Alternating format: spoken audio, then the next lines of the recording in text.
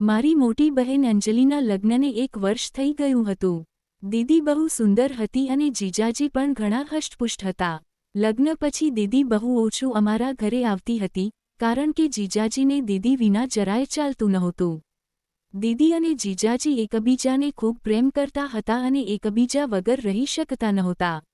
આ વાત મને એ દિવસે સાચી રીતે સમજાઈ, જ્યારે દીદી દિવાળીએ અમારા ઘરે આવી હતી. દીદીને આવ્યા 1 અઠવાડિયો થઈ ગયો હતો, પણ જીજાજીના ફોન દિવસમાં ઘણીવાર આવતા રહેતા. દીદી ઘણીવાર કહેતી, હવે જ કેવી રીતે આવું? થોડા દિવસ વધુ રોકાવા દો. પણ તમે પણ ફોન કરીને એવી વાતો કરો છો કે મને પણ તમારી બહુ યાદ આવવા લાગે છે. એટલામાં મમ્મી આવી ગયા અને દીદીએ ફોન કાપી દીધો. મમ્મીએ દીદીને રસોડામાં બોલાવી, કારણ કે દિવાળીની મીઠાઈ, ચીવડો, કરંજીઓ વગેરે બનાવવાની હતી. અમે બધા મળીને સાંજ સુધી અડધી વસ્તુઓ બનાવી લીધી અને બાકી મીઠાઈ બીજા દિવસે બનાવવાનું નક્કી થયું. સાંજ પડી ચૂકી હતી અને હું બારીમાંથી બહાર જોઈ રહી હતી. એ સમયે મેં જોયું કે જીજાજી બહાર ઊભા હતા. મેં તરત જ દીદીને બોલાવી. દીદી બહાર આવીને બોલી, તમે તો સાચે આવી ગયા. મને લાગ્યું ફોન પર તો બસ એમ જ કહ્યું હતું. એટલામાં મમ્મી પણ આવી ગયા અને બોલ્યા, મહેમાન, તમે ક્યારે આવ્યા? કોઈ જાણ કરી નહોતી. પહેલા કહેત તો તૈયારી કરી લેતા. જીજાજી બોલ્યા, નહીં સાસુમાં, કામથી શહેર આવ્યો હતો તો વિચાર્યું કે તમને મળતો જાઉં. મમ્મીએ કહ્યું, હવે આવ્યા છો તો આજે જવાની વાત ન કરો. રાત અહીં જ રોકાઓ. જીજાજી કંઈ બોલ્યા નહીં, અને મને ખબર હતી કે તેઓ જવા માટે આવ્યા જ નહોતા.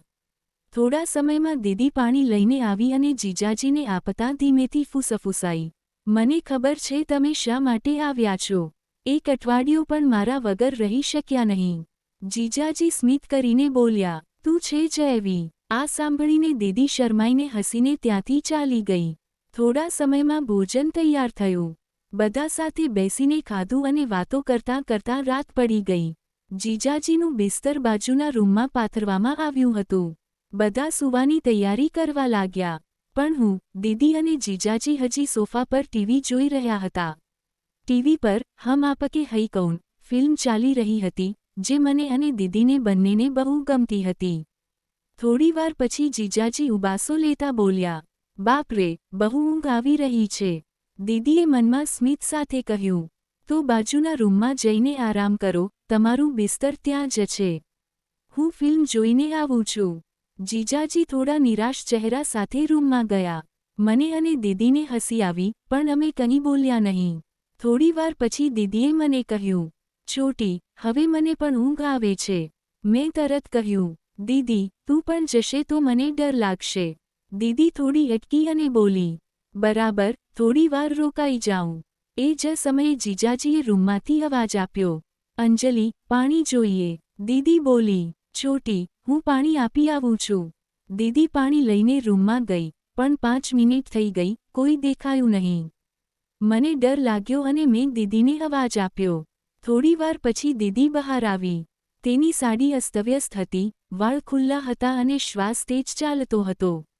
મેં ગભરાઈને પૂછ્યું, દીદી, એટલો સમય કેમ લાગી ગયો?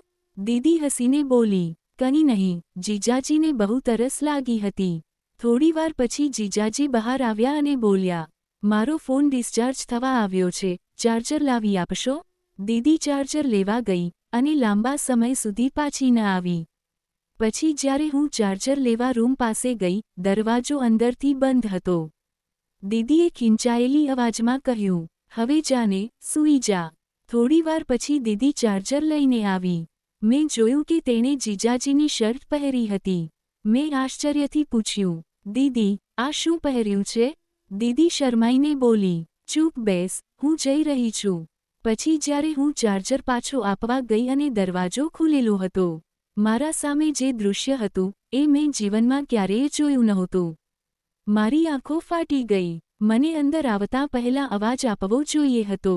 આગળ શું થયું, એ જાણીને તમને મોટો ઝટકો લાગશે. કહાનીનો બીજો ભાગ જલ્દી આવશે.